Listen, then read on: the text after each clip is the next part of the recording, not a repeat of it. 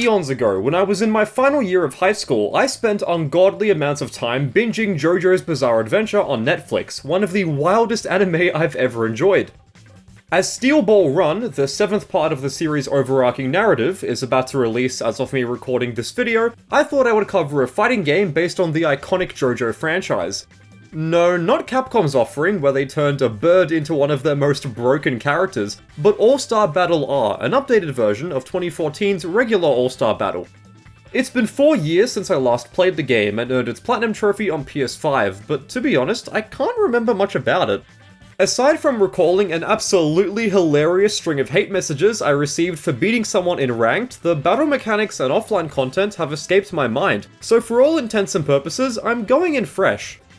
Also, with how the JoJo IP exploded in popularity throughout the internet age, and All-Star Battle's availability on every major platform, it's weird how not many people discuss it anymore. For this reason, I thought it would be fun to examine its contents and see how well it holds up today, nearly half a decade since it was first released. Summon your stand and fill up on meter, dear viewer, as we explore JoJo All-Star Battle R. Unlike most of my videos, where researching a game's development is as simple as getting through JoJo Part 1, All-Star Battle R is quite the conundrum, so I'm gonna have to channel Star Platinum to get as much info as possible. The first thing you'll notice about the game is that it looks phenomenal. The accuracy to the source material is off the charts. Initially, I thought that developer CyberConnect 2 utilized Unreal Engine 3 to pull this off, as they had achieved similar results around the same time with Asura's Wrath. But it turns out a custom game engine was developed for this one title. Alongside Japanese animation studio Graphinica, the JoJo Shading Requiem was created just in time for the game to not run into major issues behind the scenes.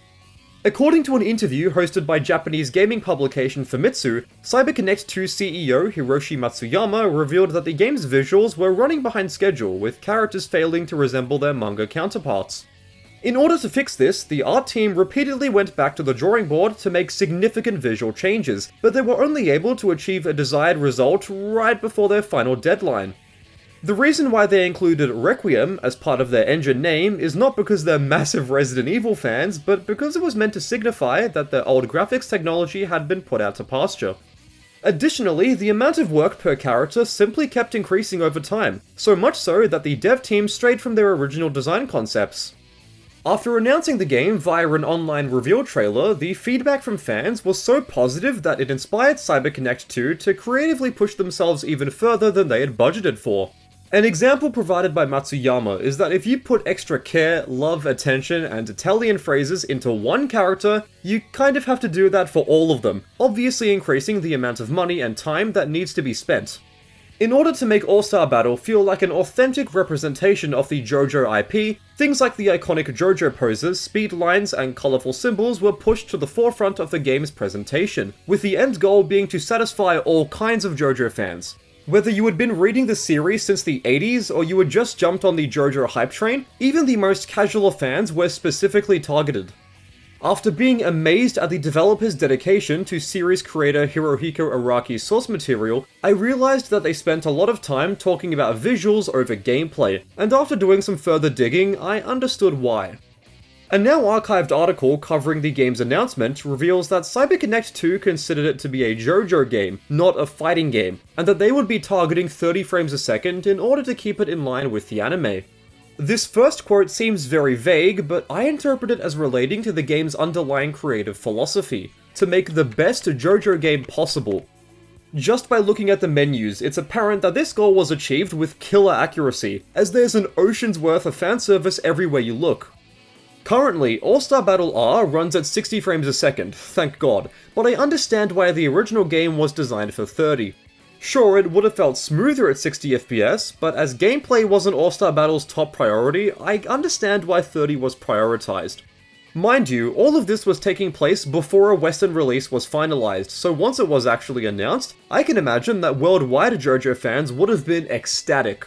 In a move involving legal reasons, certain character names had to be changed, with Araki personally suggesting replacements that fit within his bizarre universe. Sorry Vanilla Ice, but your name has been changed to Cool Ice. Moving over to All-Star Battle R specifically, the idea behind this update was to keep everything found in the original version and simply expand on it via new and refined gameplay mechanics.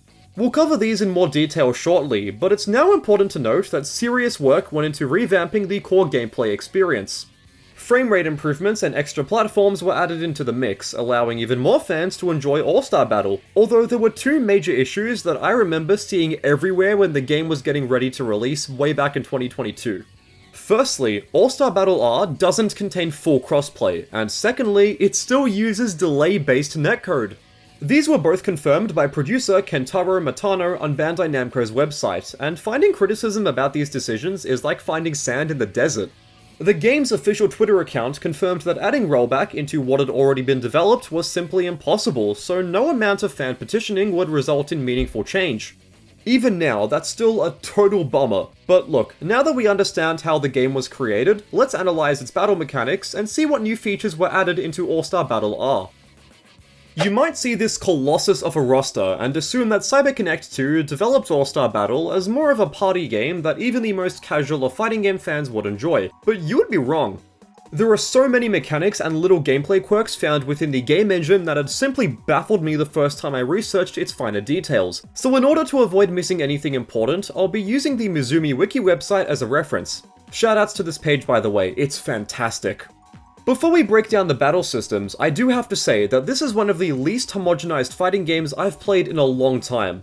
Having this many characters all feel unique to one another is a testament to how much care went into All-Star Battle, as it can often feel like learning a different game entirely when picking up a new fighter. Even with all their visual and gameplay differences, the tightly designed gameplay mechanics tie these characters together nicely, meaning that it feels more like a Marvel vs. Capcom than a Capcom fighting jam. I can't stress enough how much I loved screwing around in training mode with whoever grabbed my attention, it was so much fun. In their infinite wisdom, CyberConnect 2 developed All-Star Battle as more of a traditional fighting game, not an arena fighter, meaning that many common mechanics found within the genre show up here. Walking, crouching, jumping, dashing, and running are the basic movement options, although not every fighter has access to these. Wonder of You, for example, is unable to run, and for obvious reasons, so is Johnny. Sorry man.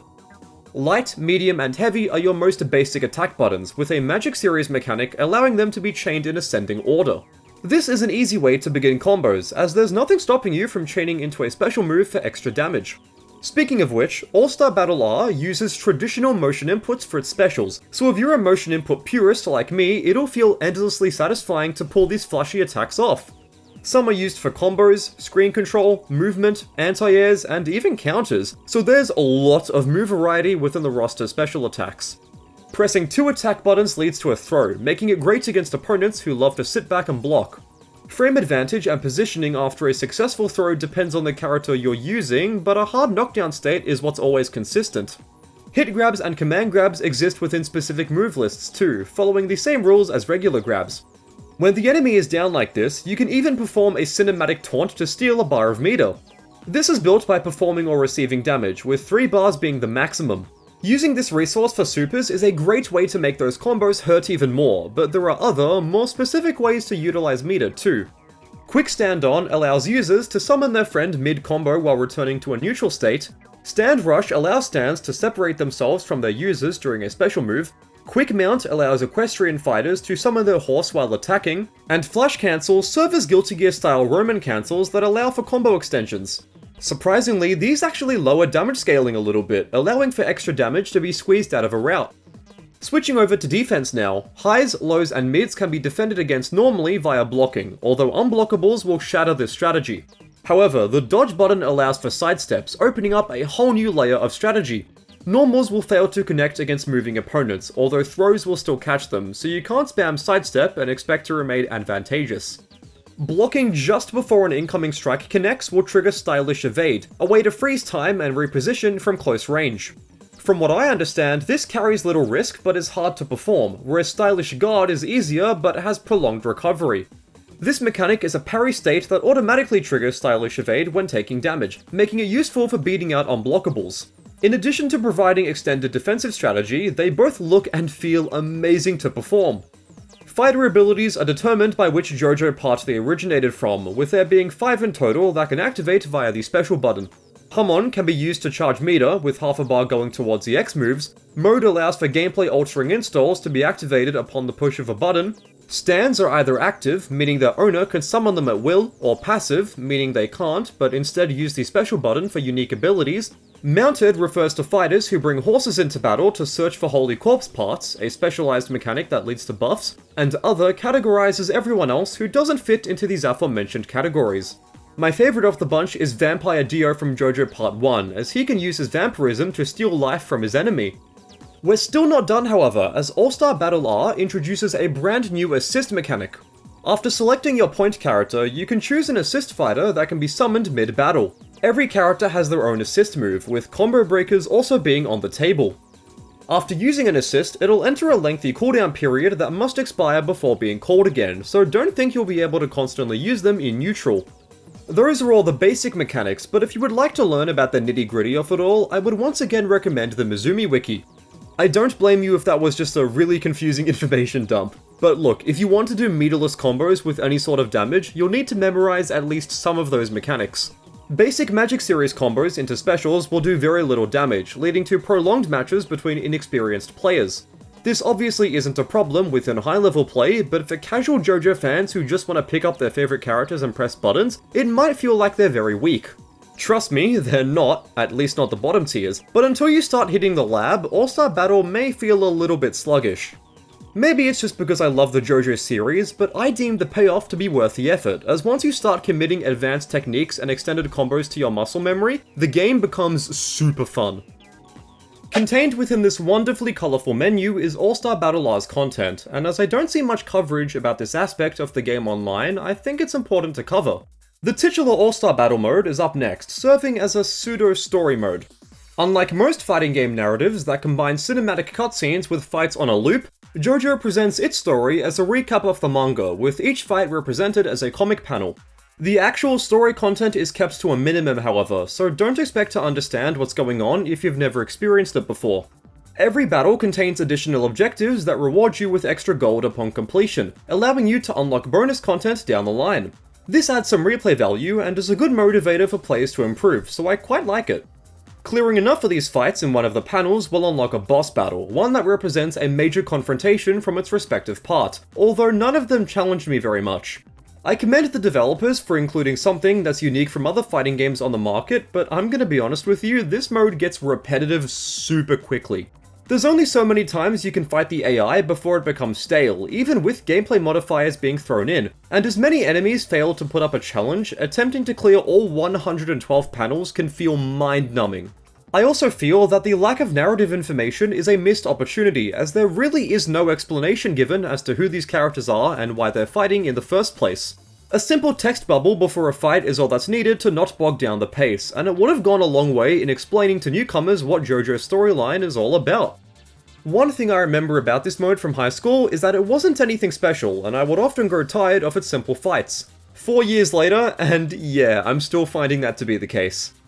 Arcade mode is up next, containing an 8-fight ladder and an endless survival mode. Both are about what you would expect from a fighting game, although there's a ranking system that judges your performance, but outside of this, JoJo's arcade modes aren't anything I haven't seen before. Versus mode contains standard 1-on-1 battles alongside 3-on-3 and tournament formats. This functions nearly identically to Super Smash Bros. Tournament mode, and for when you're in a social setting where you don't want to be that sweat who pulls up challenge, this gets the job done nicely. Practice mode is the best way to develop new skills, although its offerings are pretty paltry. Meter and health values, information displays, and dummy recordings are all present, but they're really all you can find. There's nothing in the way of hitbox viewers, frame data displays, replay takeovers, etc., so for those who have grown accustomed to these features in more recent fighters, their exclusion may sting a little. The way I see it, JoJo's training mode is far from terrible, but it doesn't contain anything particularly useful, so if you really want to learn the game's minutiae, I once again highly recommend Mizumi Wiki. Customize not only lets you trick out any character you choose, but also your player profile. You can only change your profile's tag, so it's a bit of a letdown, although editing character win poses is awesome. Voice lines, animations, and VFX can be influenced to your heart's content, and I had a lot of fun messing around with these sequences. Shop and gallery is where you can spend your hard-earned gold, and hey, there's the glossary! Concept art, character models, announcer lines, etc. can be purchased in the shop, and if you want them all, you're gonna have to grind for it hard. I remember unlocking everything back in the day, and it took me far longer than I would like to admit. Being able to view character models and take in All-Star Battle's amazing art design is always a pleasure though. Man, more fighting games need gallery modes, they never get old. Finally, and I've saved the worst until last, online mode lets you battle others using the internet's grand powers without an inkling of lag, is what I wish I could say, because as I mentioned before, All-Star Battle uses delay-based netcode. This netplay method was the industry standard when the original All-Star Battle released in the 2010s, but by 2022, rollback was becoming the FGC's golden child, and I remember there being major outrage over R not containing it. Depending on where you are in the world, JoJo's netplay is either laggy at best or completely unplayable at worst, so I really hope you have some friends to play with offline. Despite there being a few hundred players on Steam every day, I was unable to secure a match, but after unlocking the trophy for finishing 100 ranked matches on PS5, I'll consider this a blessing. Overall, All-Star Battle R's content isn't anything amazing or mind-blowing, but I wouldn't go as far as to say that it's bad. Your long-term enjoyment hinges on how much you enjoy the story and versus modes, as everything else feels like extras rather than fleshed-out offerings that stand on their own merits. When All-Star Battle supered its way onto store shelves in the 2010s, its critical reception was kind of all over the place. If you asked a Western publication their thoughts, they would have slapped you across the face with a 6 out of 10 and told you that the character roster and art style were the title's only saving graces. But over in Japan, they were madly in love, as Famitsu scored the game a 40 out of 40. In their thousands of reviews over the past only God knows how many decades, the outlet has only given perfect scores to 30 games, making All-Star Battle the odd one out in this sea of video game excellence. As All-Star Battle R is a major update aiming to fix problems and improve on what already worked, it should, in theory, have performed better than its predecessor, and it kind of did, at least critically. Comparing the Metacritic scores of the original game and its modern version highlights a difference so minimal that it doesn't really mean anything, as most of the issues Western reviewers had back in 2014 ironically went unresolved. Finding accurate sales figures is another challenge, as aside from Gamatsu reporting that All-Star Battle R topped Japanese charts upon its release, information about its performance here in the West is seemingly impossible to find. SteamDB's player estimations are in the hundreds of thousands, but as the data isn't precise, I'm unsure of how accurate it is. Plus, other platforms aren't taken into consideration here, so there's no way of knowing specifically how many copies were sold. As JoJo is a mega popular global franchise, I'm certain that brand recognition played a large role in the game's finances, but this is just my speculation. In terms of competitive play, I don't think All-Star Battle ever had a massive scene with life-changing prize pools, but there do exist offline brackets hosted at American majors like CEO Taku and Frosty Faustings. The level of play found in these uploads is nothing short of incredible, and if you want to see some mind-boggling combos, I would recommend checking them out. For the online space, channels like It's Just Magana upload frequent netplay brackets and casual lobbies, and as a Marvel 3 player myself, I sympathize with the troubles of fighting through delay-based netcode. Man, am I glad the industry made rollback its standard. All-Star Battle R is a shining example of a smaller title being kept alive by a passionate fanbase, one that's dedicated to mastering its lunacy. This is all well and good, but I would be lying if I said there was a strong legacy left by the game. Aside from some DLC fighters, All-Star Battle R never received a sequel or major continuation, with its netcode still being horrible. CyberConnect 2 went on to create more licensed anime games, Bandai Namco kept doing their regular thing of making a million games at once, and the wider JoJo IP kept going strong, even today. The realist in me understands that All-Star Battle was just a simple one-off licensed game that served its purpose and just kind of moved on. But the rabid JoJo fan in me can't help but feel a bit disappointed that there was never another JoJo fighting game. I'm sure another company will be granted the IP at some point in the future to put their spin on things, but as far as what we have today, your options for a JoJo game on consoles are limited. If you strictly play fighting games offline with friends and are looking for something new, I would really suggest giving this game a shot and seeing if it's something you gel with. Even if you just mash buttons and play it like a party game, All-Star Battle R is still really good fun, and with this many characters, you'll be kept busy for a while. Even though I'm not the biggest fan of All-Star Battle R's value proposition, I have good memories of playing it back in high school, and upon coming back to the game for this video, I was provided with lots of JoJo goodness. As most fighting games based on anime franchises take the form of arena fighters, I commend CyberConnect 2 for developing All-Star Battle as more of a traditional 3D fighter with motion inputs. Tekken this is not, but there's still a solid amount of game depth to wrap your head around, making me want to actively hit the lab to learn new combos, setups, resets, etc. It's apparent that so much love, care, and risotto went into All-Star Battle's aesthetic, and I don't think the developers could have included more respect for the manga if they tried. For all of its flaws, All-Star Battle R has a user experience and presentation style that perfectly matches its source material, so if you're a JoJo fan that hasn't played this game yet, I urge you to try it out for the fan service alone. If you made it all the way to the end of the video, thank you so much for watching. I appreciate you and your time, and I hope you had fun. Take care, and I'll see you in the next one.